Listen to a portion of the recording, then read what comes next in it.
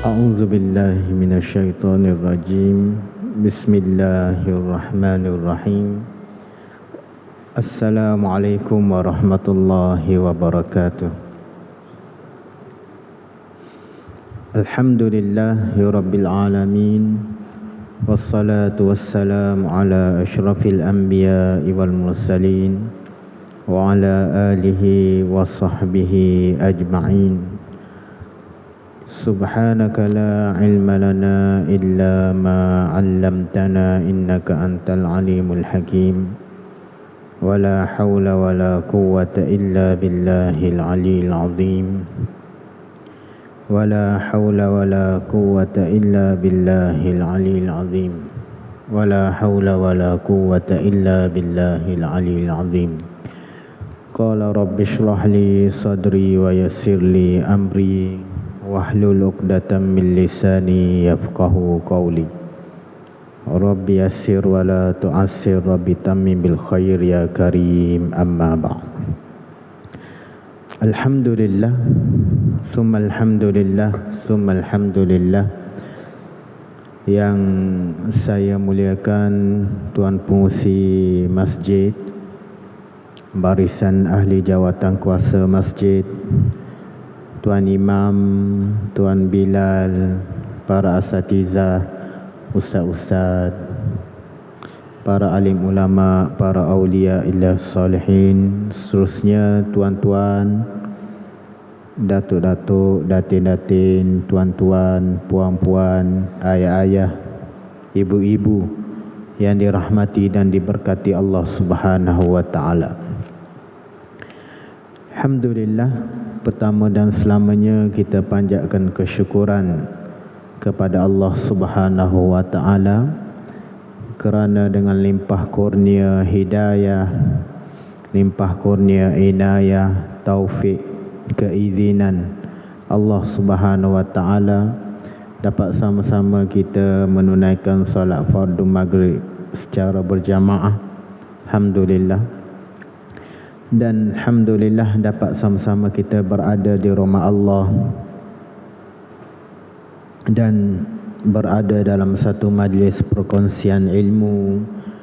Mudah-mudahan keberadaan kita di rumah Allah dalam satu majlis ilmu insya-Allah menjadi satu titik dilimpahkan rahmat, keredaan, keberkatan, pengampunan, dipermudahkan urusan kita, dimurahkan rezeki insya-Allah, amin ya rabbal alamin.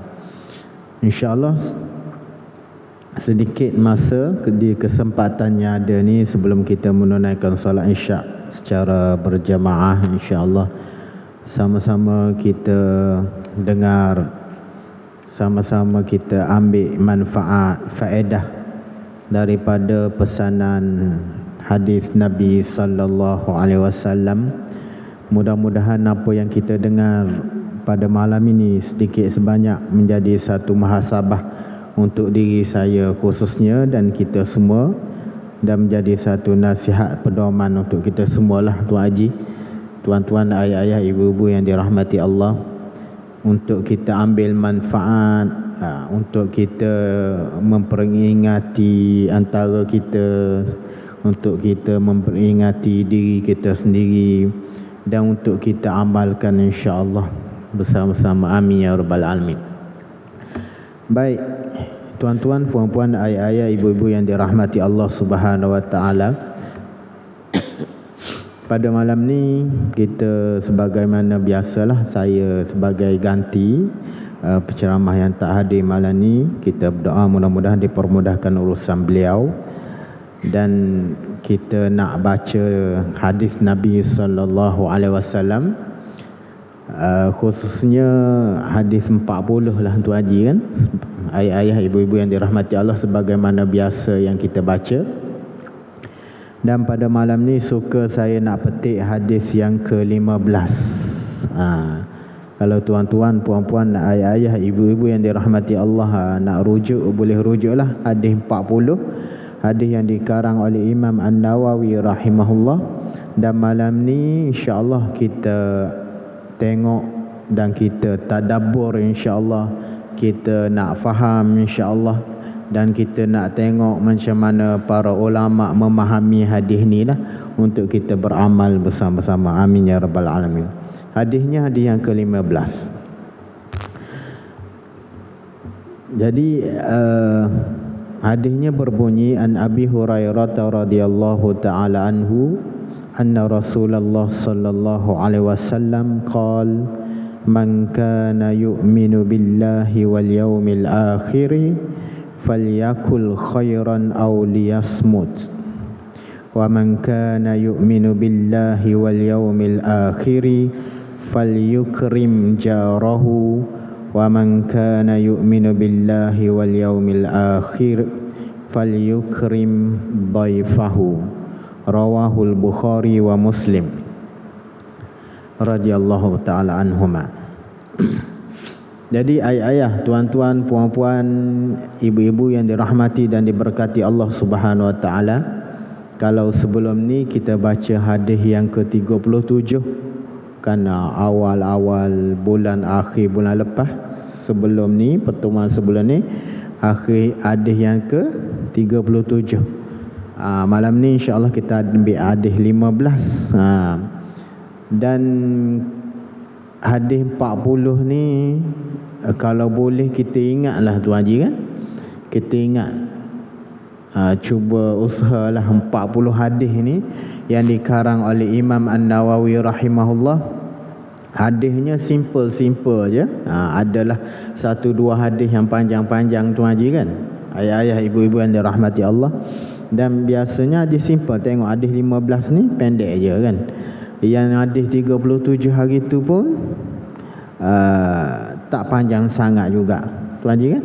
Ingat lagi hadis 37, cerita pasal kebaikan, keburukan yang Allah nak beri ganjaran pahala gitu kan. Orang niat dalam hati tak buat, Allah bagi 1 pahala kan. Orang buat dapat 10. Orang niat nak buat kejahatan, maksiat, tak buat, niat dapat juga 1. Bila tak buat, tak ditulis dosa. Bila buat, dapat 1 je. Kita dah bincang Tuan Haji hari tu kan. Bincang panjang lebar, nak tunjuk keagungan rahmat Allah dan macam mana proses nak tulis pahala dan dosa ni bagi seorang hamba. Sehingga kan kalau kita tadabbur sungguh, dah cukup untuk menginsafkan diri yang kita ni seorang hamba, dan dah cukup untuk menginsafkan diri kita yang Allah Subhanahu wa taala tu maha agung rahmatnya. Tuan Haji kan, tu dah lepas. Yang ni pun ada juga kaitan dia sikit-sikit. Masya Allah, Imam Nawawi rahimahullah ni, dia letak hadis dia daripada hadis pertama sampailah ke 42. Nama hadis 40 tapi ada 42 hadis. Antara satu sama lain tu, antara hadis 1 ke hadis 2 ke hadis 3 sampai 42 tu ada kaitan Tuan Haji. Ada kaitan dia. Ada kaitan ada satu sama lain kan. Kalau kita dapat tadabbur, Masya Allah, kalau dapat tadabbur Tuan Haji, boleh faham sungguh daripada hadis 1 masuk ke hadis 2, masuk ke hadis 3, sampailah dia mengaji sampai 42 hadis. Rasa Masya Allah dah cukup untuk dia menjadi seorang yang soleh sungguh, yang soleh sungguh, yang dekat sungguh dengan Allah Subhanahu wa taala, yang bila dia buat amalan ikhlas sungguh kerana Allah kan. Dia faham sungguh. Jadi hadis yang ke-15 ni, hadis yang diriwayat perawi dia Abu Hurairah radhiyallahu taala anhu kan. Dan kalau kita ingat 42 hadis, paling-paling kurang 20 orang sahabat kita kenal. Tuan Haji kan, ayah-ayah, ibu-ibu yang dirahmati Allah. Hadis pertama, hadis kedua, hadis pertama, kedua Sayyidina Umar, Lepas tu hadis ketiga anak dia Sayyidina Abdullah bin Umar. Kalau hadis yang ke-37 baru ni Sayyidina Ibnu Abbas radhiyallahu anhum ajma'in. Paling kurang kenal sahabat kan. Kenal sahabat-sahabat yang dekat dengan Rasulullah sallallahu alaihi wasallam. Boleh tuan haji ya, tuan-tuan ayah-ayah ibu-ibu yang dirahmati Allah. Jadi hadis ni Sayyidina Abu Hurairah radhiyallahu taala anhu. Yang ni selalu kita kenal lah, selalu kita dengar lah sahabat ni. Dan sedikit gambaran dia, yang sahabat ni dia berada di hujung, kalau Masjid Nabawi kan tuan haji ingat ayah-ayah ibu-ibu yang dirahmati Allah, dia ada satu kelompok golongan yang duduk hujung masjid itu, Masjid Nabi sallallahu alaihi wasallam, yang dipanggil Ahlus Suffah. Tuan haji kan, ada satu golongan sahabat ni yang 24 jam masa dia korban untuk belajar je dengan Rasulullah sallallahu alaihi wasallam. Janji kan, salah satu tu Sayyidina Abu Hurairah radhiyallahu taala anhu. Jadi bila kita nampak gambaran orang belajar ni, belajar sungguh tuan haji kan, tak sempat lah nak bekerja pun tak sempat, nak kumpul harta pun tak sempat kan, berbanding dengan sahabat-sahabat lain yang berniaga kan. Dan susah sungguh lah, susah sungguh 24 jam mengaji je dengan Rasulullah sallallahu alaihi wasallam. Salah satunya Sayyidina Abu Hurairah radhiyallahu taala anhu. Sehingga kan makan pun tak teratur kan, tak tersusun, kadang tak makan kan. Tak makan tu aja. Ada dalam satu hadis Nabi sallallahu alaihi wasallam, Sayyidina Abu Hurairah radhiyallahu taala anhu, dia kata satu hari sampai menggigil dia tak makan kan. Sampai pesan pun ada. Nak makan tak cukup. Sibuk dengan belajar kan, sibuk dengan mengaji, sibuk menadah ataupun mengaji dengan Rasulullah sallallahu alaihi wasallam. Apa dia kata radhiyallahu taala anhu, anna Rasulullah sallallahu alaihi wasallam, satu hari Nabi sallallahu alaihi wasallam bersabda, qal man kana yu'minu billahi wal yaumil akhir, siapa-siapa yang beriman kepada Allah dan hari akhirat. Siapa-siapa yang beriman kepada Allah dan hari akhirat, falyakul khairan, dia hendaklah berkata baik.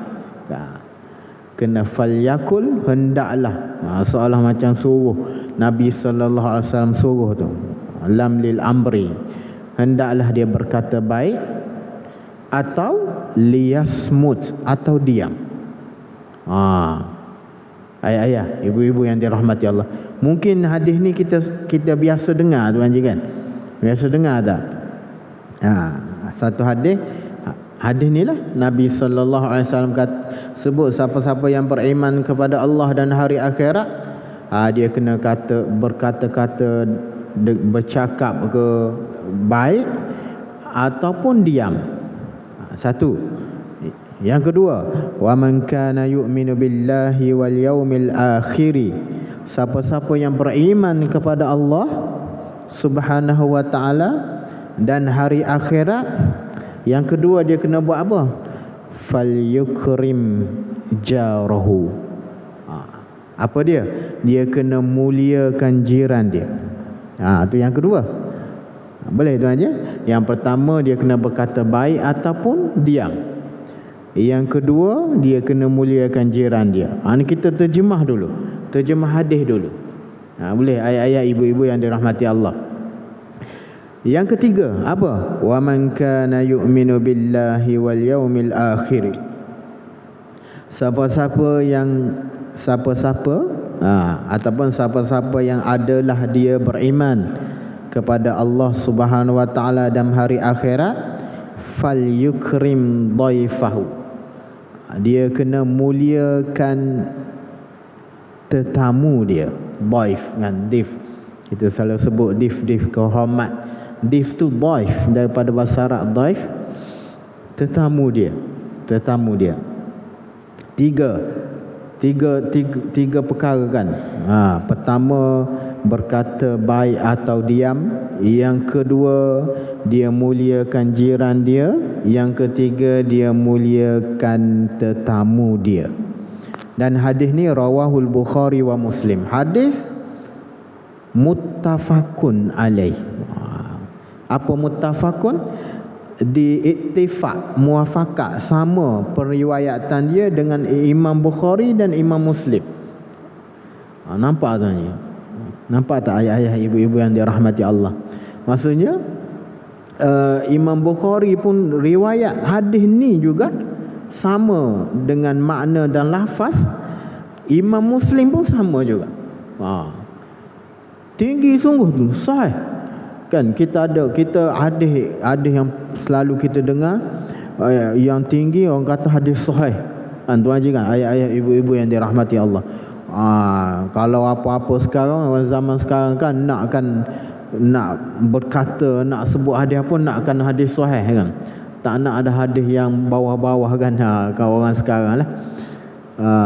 Dan kalau sebut sahih, yang paling tinggi hadis siapa? Imam Bukhari rahimahullah kan.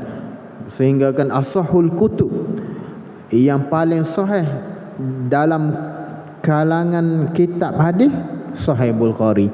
Yang tu kita maklum semua tuan haji kan, ayah-ayah, ibu-ibu yang dirahmati Allah. Yang kedua, Imam Muslim. Yang kedua kan, Al-Quran selepas Al-Quran kalamullah kan, kalamullah. Yang paling sahih Imam Bukhari rahimahullahu ta'ala. Yang kedua Imam Muslim kan. Ada lagi tinggi. Ada lagi tinggi. Macam mana? Dia ittifaq dua ni. Apa maksud ittifaq? Imam Bukhari dan Imam Muslim rahimahumullah muttafaq alaih. Dalam satu hadis dua-dua ada. Dengan kesahihan Imam Bukhari rahimahullah dan kesahihan yang ada pada Imam Muslim, dua-dua meriwayatkan hadis sama, lebih tinggi. Boleh nampak tuan haji, ayah-ayah, ibu-ibu yang dirahmati. Kalaulah satu hadis tu ni nak buka maklumat minda semualah kan. Mungkin ada yang dah tahu sebagai muzakarah, ulang kaji lah bersama. Kalau dalam satu hadis tu riwayat dia rawahul Bukhari, sahih, dah tinggi kan. Tapi kalau hadis tu juga Imam Muslim ada, dia panggil muttafaq. Dia panggil dua-dua meriwayatkan hadis, lebih tinggi lagi daripada yang Imam Bukhari saja. Masya Allah, tabarakallah. Nampak tak ayah-ayah, ibu-ibu yang dirahmati Allah? Nak bagi tahu kat sini apa? Pertama sekali, Imam An-Nawawi rahimahullah. Ni pengarang kita hadis 40 ni siapa? Imam Nawawi rahimahullah. Seorang ahli hadis juga. Faqih lagi. Faqih apa? Faqih maksudnya orang yang seorang dalam satu mazhab kita Syafi'i rahimahullah. Imam Nawawi juga ada kedudukan mujtahid, dia panggil kan. Bila nak letak hadis-hadis ni, satu dah lah hadis dia tu hadis-hadis yang tiang-tiang seri dalam agama Islam satu. Yang kedua, dia ambil hadis-hadis yang tinggi saja. Jadi bila mana seorang tu dia ingat 40 ni kan, tuan haji, ayah-ayah, ibu-ibu yang dirahmati Allah, ingat je 40 hadis ni pun dah, orang kata untuk pengamalan kehidupan seharian dia, Masya Allah, dah, orang kata dah kuat dah. Dah kuat tuan haji. Tengok hadis ni. Jadi tuan-tuan, puan-puan, ayah-ayah, ibu-ibu yang dirahmati Allah, bila kita tengok hadis ni, pertama sekali Nabi SAW 3 kali dia ulang. 3 kali tu aja kan.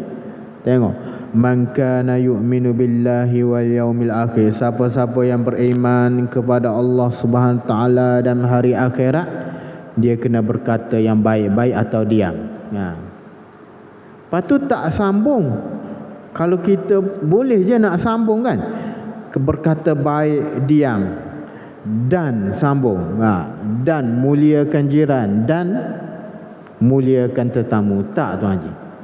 Tengok setiap lafaz tuan-tuan, ayat-ayat, ibu-ibu yang dirahmati Allah, setiap lafaz kalimah yang disampaikan, yang disabdakan oleh Rasulullah sallallahu alaihi wasallam ada manfaat faedah yang kita boleh ambil.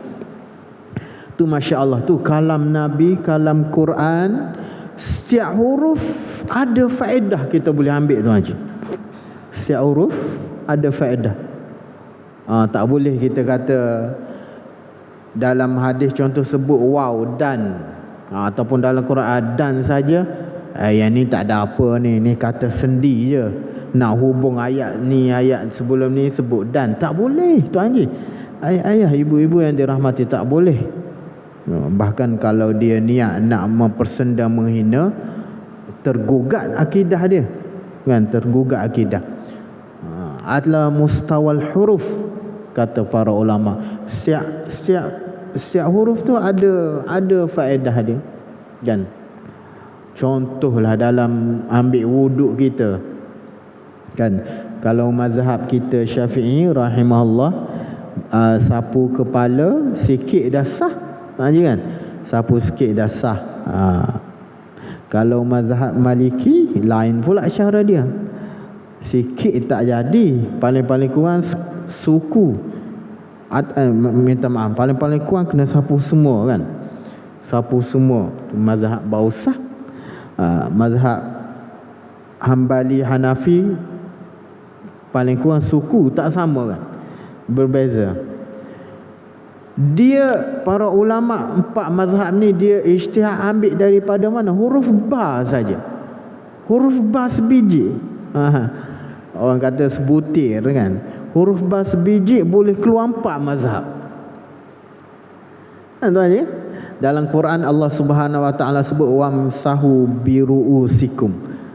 Dalam Quran Allah Subhanahu wa taala sebut masa kamu nak ambil wuduk, sapulah kepala. Wamsahu bi, dengan kepala kamu. Dalam bahasa Melayu dengan, kan, bi ni dengan. Tapi para ulama dia memahami dengan huruf ba ni ada makna tersirat. Ada makna tersirat, kan. Imam Syafi'i dan pendokong-pendokong mazhab Syafi'i, ashab Asy-Syafi'iyah, dengan bas biji ni bermaksud ada makna dia. Maksudnya dengan sentuh dah memberi makna sapu. Kan Tuan Haji, kan. Dalam mazhab Maliki tak ada, dia kata kalau sikit sapu, sentuh sikit tak nak, bukan sapu macam tu. Sapu dia kena satu kepala. Contohnya nak bagi tahunya dengan huruf bas biji je. Dah jadi keluar empat mazhab yang kita amalkanlah di negara kita. Tak apa, itu di sini. Dan sini 3 kali ulang. Bila 3 kali, satu nak tunjuk perkara tu sangat penting. Sangat penting tu aja. Penting sangat. Man kana yu'minu billahi wal yaumil akhir, berkata baik atau diam. Ulang lagi, man kana yu'minu billahi wal yaumil akhir falyukrim jarahu. Ulang lagi 3 kali, man kana yu'minu billahi wal yaumil akhir falyukrim dhaifahu. 3 kali, kan. Itu yang pertama. Untuk kita bila tengok hadis ni Nabi sallallahu alaihi wasallam betul-betul nak bagi tahu perkara yang sangat penting yang perlu ambil perhatian. Boleh Tuan Haji? Itu yang pertama. Yang kedua, timbul kemusykilan. Timbul kemusykilan. Apa dia? Kita lah sebagai orang yang awam, jahil ni, kan, kenapa beriman kepada Allah dan hari akhirat saja? Tuan Haji, kan, tak perasan. Kenapa tak kita rukun iman ada berapa? Rukun iman kita, kan, beriman kepada Allah, rukun iman ni. Dan kita kena ingat rukun iman ni, bila sebut rukun, dia panggil ma yatawaqqafu syai' li sihhati. Nak sah sesuatu perkara kena ada rukun ni. Kalau tak ada, tak sah, kan. Dan dia satu juzuk daripada perkara tersebut. Contohnya rukun solat kan, ada 13 atas satu pendapat. Kalau tak ada satu rukun, jadi tak solat. Tak jadi tu Haji. Katalah tak ada niat, tak jadi solat. Tak ada takbiratul ihram, tak jadi. Rokok tak ada, tak tertinggal ke apa, tak jadi, kerana lara rakaat tadi. Jadi rukun iman pun macam tu juga. Kita ada 6. Beriman kepada Allah kan, tu beriman kepada malaikat, kitab, rasul, hari akhirat, qada dan qadar. Ingat tu Haji, ayah-ayah, ibu-ibu yang dirahmati Allah. Rukun iman ni kena tahu. Jadi fardu ain, wajib, wujubu aini, wajib aini, fardu ain. Setiap orang kita kena tahu. Tak cukup kita beriman, tak payahlah rukun iman dia tak payah. Bagi kat budak-budak, anak-anak cucu kita je menghafal kat tadika. Jangan tak Haji, kena tahu rukun iman ni, fardu ain kena tahu. Bahkan kalau nak bahas satu-satu beriman kepada Allah, keluar pula kewajipan dia kena tahu dalam bab akidah, sifat ketuhanan Allah. Kena tahu, kena belajar. Fardu ain juga. Tu tak apa. Tapi kat sini sebut 2 je tadi. Beriman kepada Allah dan hari akhirat. Yang 4 lagi kalau kita tengok perbahasan rukun tu, tak ada satu tak jadi. Dia beriman kepada Allah, tapi hari akhirat dia tak beriman, tak percaya. Gugur akidah dia, wal iyadzubillah. Gugur akidah tadi, wal iyadzubillah. Beriman kepada Allah tapi tak percaya pun Rasul. Semua Rasul 25 yang disebut dalam Al-Quran kena percaya semua. Katalah Rasulullah sallallahu alaihi wasallam, Nabi Muhammad, dia yakin percaya sungguh. Tapi Rasul lain dia rasa ada syak. Jangan gugur akidah. Tu iman tu kena kemah sungguh. Beriman kepada Allah tapi kepada kitab tak percaya. Kitab Al-Quran yakin beriman sungguh, tapi kitab lain, Injil, kitab Zabur, kitab Taurat Nabi Musa AS, kitab Injil Nabi Isa, kitab Zabur Nabi Daud, dia tak percaya, ada ragu-ragu. Kata ada betul ke ni? Ada kitab. Jangan, waliyazubillah, jatuh akidah. Tu aja. Kalau tengok rukun iman tu soalan 6 ni tak boleh bercerai. Mesti kena ada dalam setiap orang mukallaf. Boleh ayah-ayah, ibu-ibu yang dirahmati Allah. Tapi bila sebut sini 2 ya. Kenapa tak sebut 4? Ada hikmah dia. Para ulama sebut ni. Nabi SAW sebut. Para ulama mengkaji hadis ni, dia kata kenapa Nabi sebut 2? Beriman kepada Allah dan hari akhirat. Kenapa tuan ayah-ayah, ibu-ibu yang dirahmati Allah, nak bagi tahu 3 perkara tadi: berkata baik atau diam, memuliakan jiran dan memuliakan tetamu, sangat berkait rapat dengan 2 rukun iman ni. Sangat rapat sungguh. Soalannya, kalau tak ada 3 perkara dalam kehidupan seorang mukmin seharian, seolah dia tak beriman kepada Allah, ataupun seolah dia iman dia kepada Allah Subhanahu wa ta'ala tak sempurna tu aja. Boleh ayah-ayah, ibu-ibu yang dirahmati Allah. Dan disebut yang kedua, beriman kepada hari akhirat, sangat berkait rapat juga 3 ni, dan sangat banyak sekali akan disoal esok di hari akhirat. Tu Haji, sangat banyak sekali akan disoal di hari akhirat. Ayah-ayah, ibu-ibu yang dirahmati Allah. Nanti kita tengok kan, berkata baik atau diam. Dalam seharian tu Haji, dalam seharian kehidupan kita,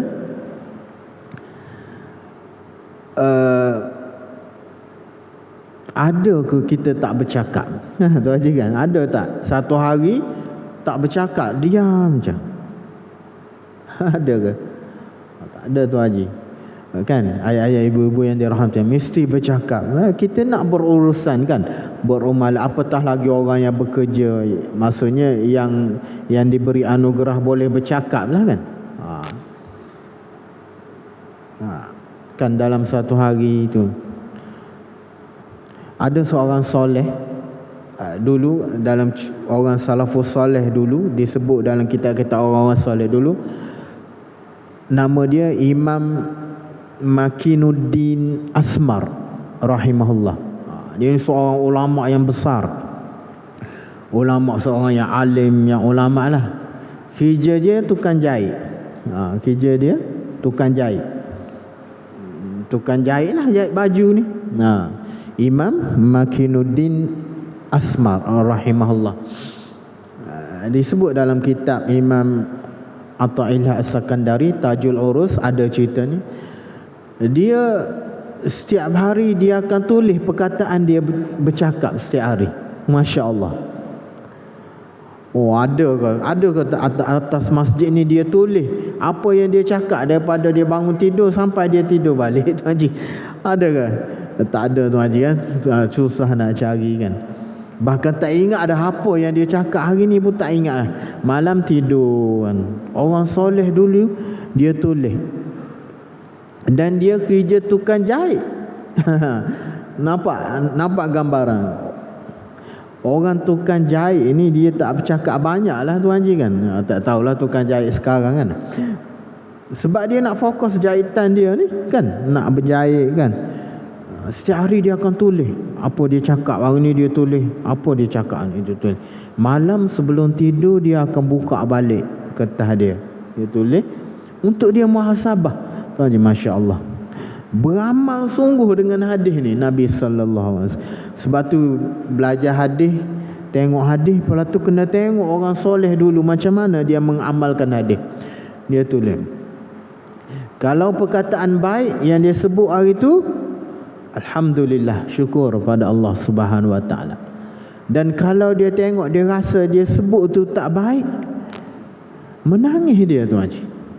Tiap-tiap hari menangis dia pada Allah Subhanahu wa taala, sebut benda yang tak baik kan, menangis dia dan dia bertaubat, beristighfar kepada Allah Subhanahu wa taala. Ni disebut dalam kitab, boleh tengok dalam kitab Tajul Arus lil Imam Hawi, sebut imam pengarang dia Imam Atha'illah As-Sakandari rahimahullah, dia sebut kisah ni.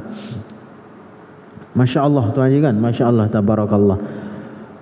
Jadi kat sini nak fahamnya, tiga perkara ni sangat berkait rapat dengan beriman kepada Allah dan hari akhirat, Tuan Haji kan. Satu. Yang kedua, para ulama sebut nak ambil hikmah daripada hadis ni, dia boleh menyentak ataupun menyuburkan keimanan kepada Allah Subhanahu taala dan hari akhirat. Dengan buat tiga perkara ni boleh orang kata menyuburkan iman dia atau memperteguhkan lagi akidah. Contoh kita tengok lepas ni. Jadi Nabi sallallahu alaihi wasallam dia sebut, pertama, falyakul khairan aw liyasmut. Pertama kena berkata baik ataupun diam. Tuan Haji, yang kita faham, ucaplah yang baik-baik kan. Ucap baik, bagi nasihat ke, bagi apa lagi, teguran ke, ataupun mengajar ke kan, apa yang baik. Jauh sekali lah kalau yang tak baik. Kalau nampak tak baik, Nabi SAW bagi dua pilihan, diam saja. Kalau istilah sekarang membawang ke tu tak boleh lah, Tuan Haji kan. Nak mengata orang kan, waliyazibillah, jauh, mengumpat, apatah lagi, semua tu perkara yang haram je. Okay. Kat sini tuan kitab Imam Judani rahimahullah, dia syarah hadis ni, dia bawa dalam percakapan kalam kita ni ada 4 jenis. Ada 4 jenis. Yang pertama dararum mahdun. Yang pertama percakapan seseorang tu semata-mata beri mudarat. Yang pertama semata-mata beri mudarat, dararum mahdun. Mudarat macam mana? Yang tak baik lah. Yang tak baik Tuan Haji kan, duk mengata orang, minta jauh lah dengan dari Allah Subhanahu Wa Taala, duk membawang kan, duk mengumpat, apatah lagi menuduh orang, memfitnah orang, semua tak boleh.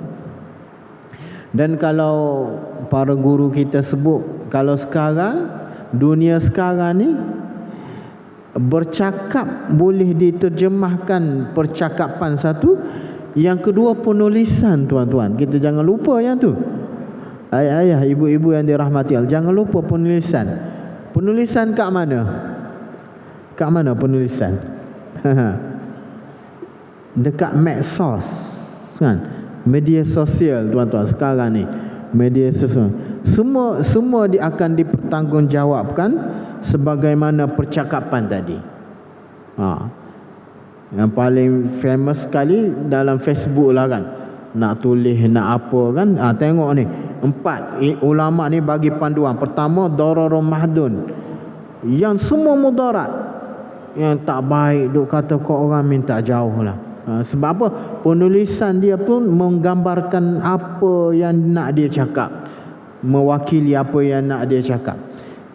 Boleh tuan je.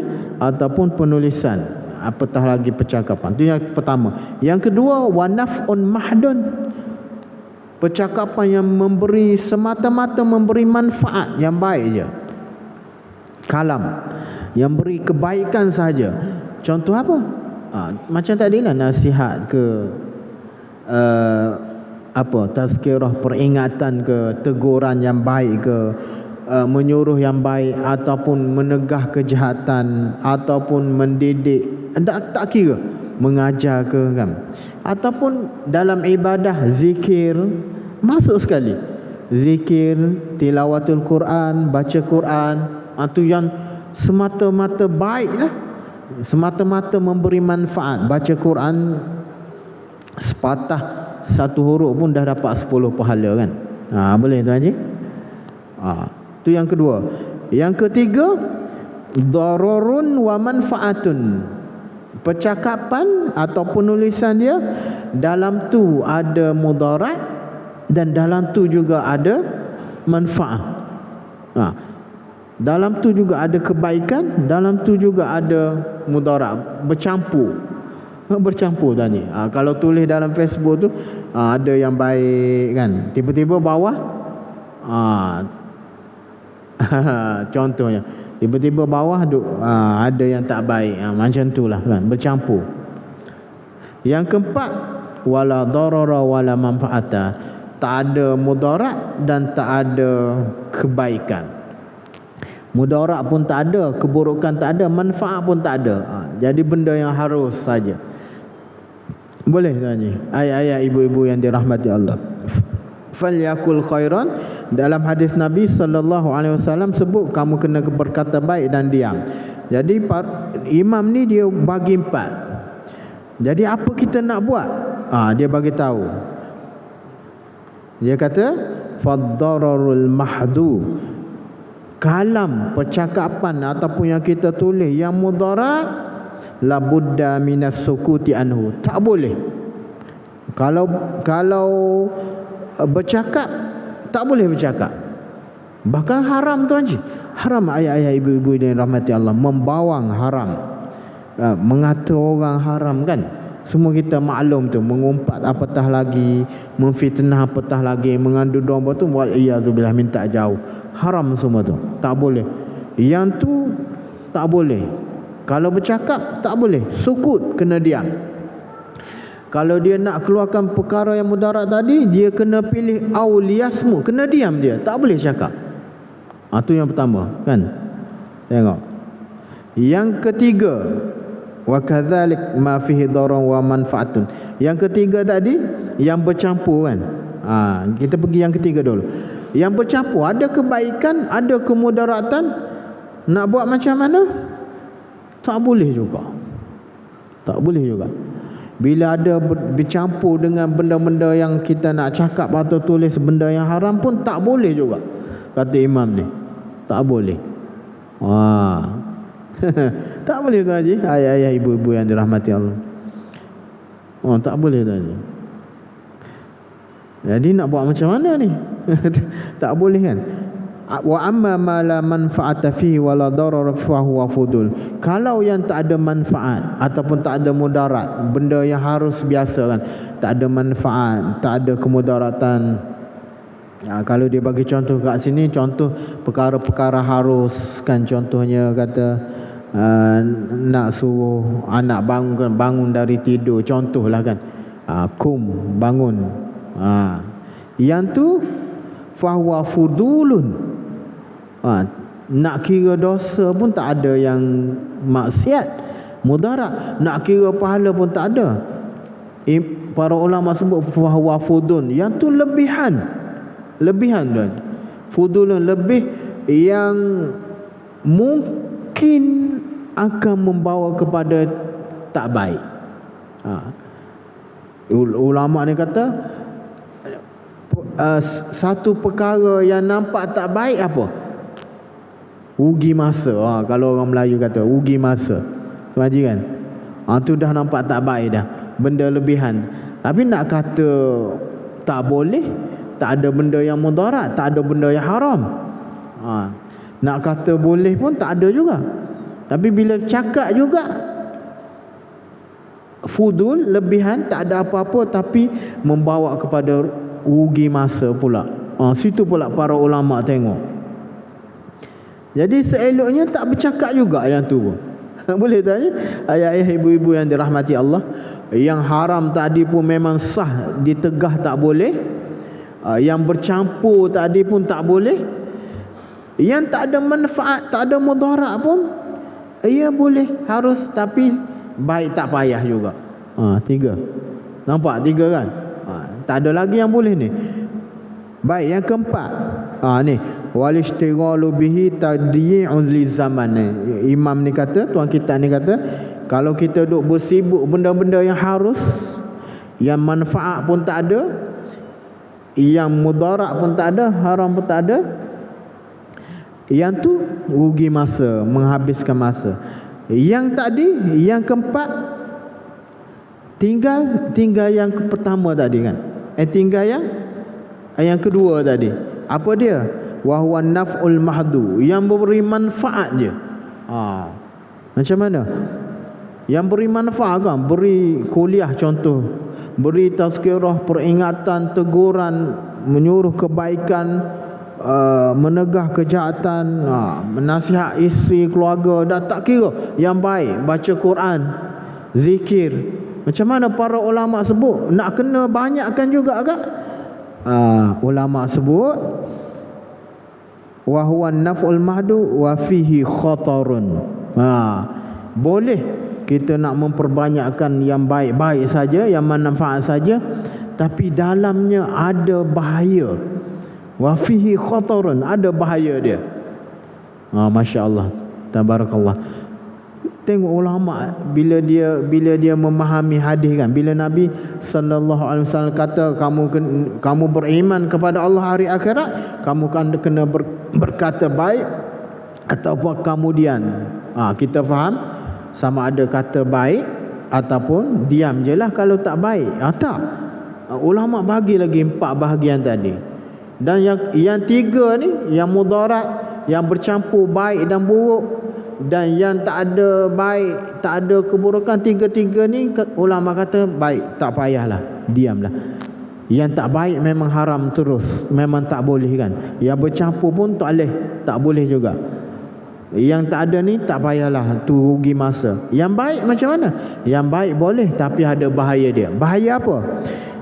Iz qad yajurru ma fihi ismun. Takut-takut dalam yang baik itu ada dosa. Masya-Allah, tabarakallah. Para ulama ni, tuan-tuan, ayah-ayah, ibu-ibu yang dirahmati Allah, kita nak insya' kan? Dah insya' dah.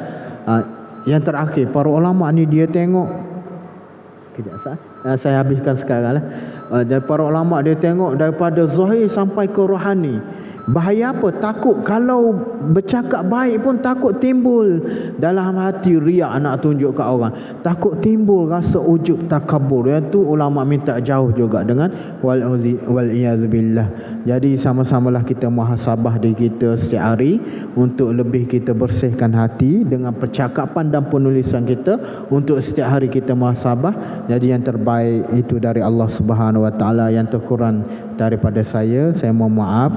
Wabillahi taufiq wal hidayah. Wassalamualaikum warahmatullahi wabarakatuh.